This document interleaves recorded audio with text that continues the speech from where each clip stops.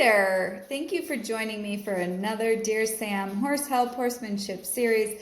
This week's topic is going to talk about pressure from others, and this is a big one. So every week I get phone calls, I get texts, I get emails about people who are struggling because they are feeling overwhelmed by judgment, by critique, by unasked for opinions, we'll say, unasked for advice from other horse people, whether it's at their boarding facility or maybe nearby trainers in the proximity of when they're working with their horse, even if it's not an actual session of working with a trainer, whoever it may be.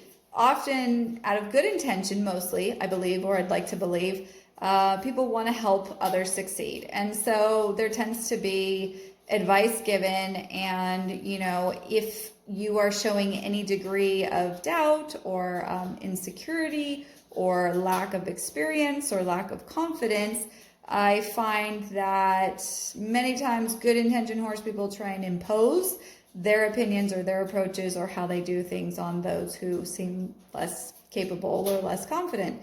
And this creates like a huge amount of stress and a huge amount of turmoil that the person who's actually experiencing all of this and asks for advice doesn't even really realize how much it's actually affecting their mind, their emotions, their body, and then how they go to communicate with their horse. I can't tell you how many people tell me that they're so stressed out thinking about going to the barn if it's during like a busy time or when there's more people at the facility, or if a certain person is there, and then it feels like if that person's around, it just wrecks the whole session that they have with their horse. And this is one of those kind of tough scenarios where even though you're learning, and remember, we're all learning, even us professionals, every horse is teaching us something new if we're available to hear it. So, the horsemanship journey is ongoing forever, which I find is exciting. Some people get a little frustrated with the thought of that, but no matter how much you know, there's always more to learn. There's always more to absorb. There's more to refine and practice and really search for that quality communication and partnership with that horse. So we're all on a journey, and each of us has our own journey depending on where we came from, the horse we're working with, and how things evolve. And, a lot of times, because we have this idea, this illusion, I'm going to tell you, that there's this like romantic perspective of what the horse experience is going to be like. And so much of the time, if you're newer to horses, or you don't have a whole lot of experience maybe with a variety of horses, and you have a horse that's new to you, or whatever the case, we start to learn pretty quickly that romantic notion is pretty unrealistic as far as like what the horse experience is going to actually be. And we have to learn to keep our own emotions in check. We have to learn to keep our own focus in check as far as not allowing us to get judgmental of ourselves, to get judgmental and critical of the horse, because that doesn't offer anything. Clear, specific communication does, but being in that sort of passive, reactive, critical place of what the horse is offering doesn't help the horse find what it is that we do want. So we have to watch that our emotions don't go there. But then we add on top of all of that the potential stress of all of these, we'll call them unasked for opinions. And, you have to remember that I always say, you are your horse's voice. So even if you're a novice, even if you're a newer experienced person, if you ever have that little voice in your head that says, I'm not really sure about this, as someone's offering you advice, it is your responsibility to yourself and to your horse to speak up and stand up for you guys and keep yourself in a safe scenario. I cannot tell you how many people have come to me after being put into the hospital from their horses, where probably 95% of the time, in recounting the events that led up to the dramatic and dangerous and scary event that put them in the hospital, they said, that voice in my head, I heard it and I kind of thought maybe I was doing too much, or I shouldn't do, or whatever it is, and I didn't listen to it, and I kept going, and then I got hurt.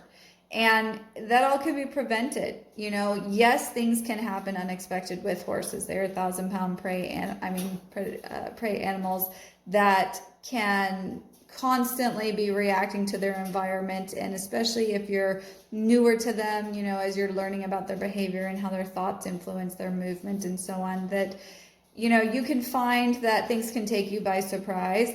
but you are still going to start to become familiar with the horse that you're working with. You're going to start to have experiences that give you reference. And if you ever have that moment of doubt where you go, I don't really know if I should go into this scenario. I'm not really sure about presenting this, even if I sort of presented maybe something similar, if you're not feeling clear and specific as to how you're communicating, being able to influence where your horse's thoughts are, draining any tension in his body, having a soft conversation in the communication between the two of you, and then you're adding in a new scenario that isn't your idea, but someone else's, who sort of gently, we'll call it bullying you into doing it. Oh, come on, he'll be fine. Oh, just keep going, you're good.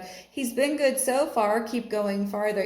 All of these cliche scenarios that are so unnecessary, because it is not about you and your horse. It isn't about helping you and your horse. The person who is offering this advice doesn't really have your best interest at stake, because they're not actually acknowledging where you and your horse are at.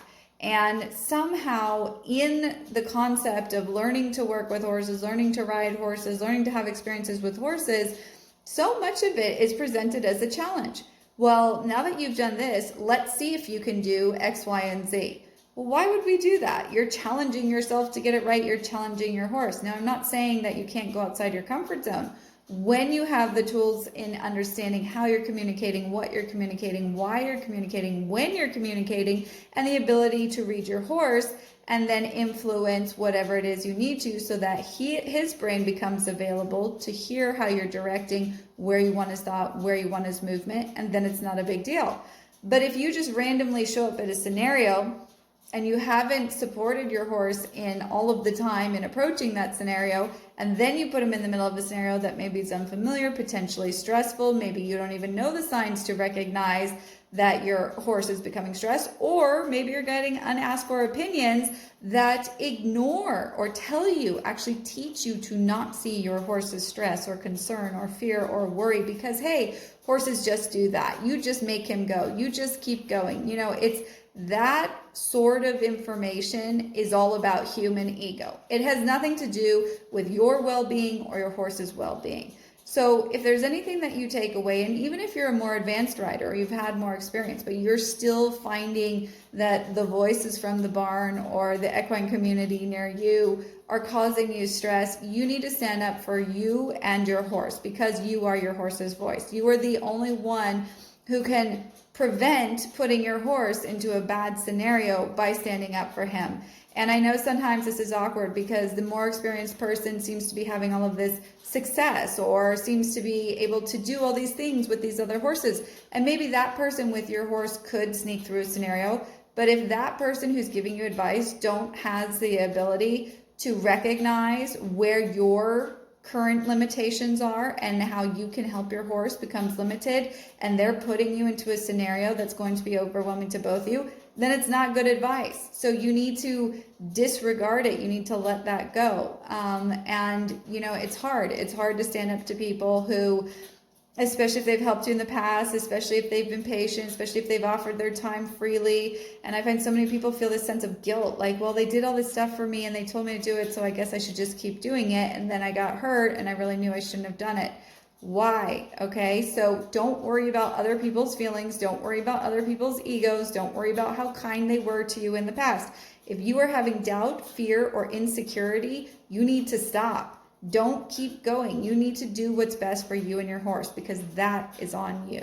So thank you for joining me, and I will see you next week for another Dear Sam Horse Help Horsemanship Series upload video.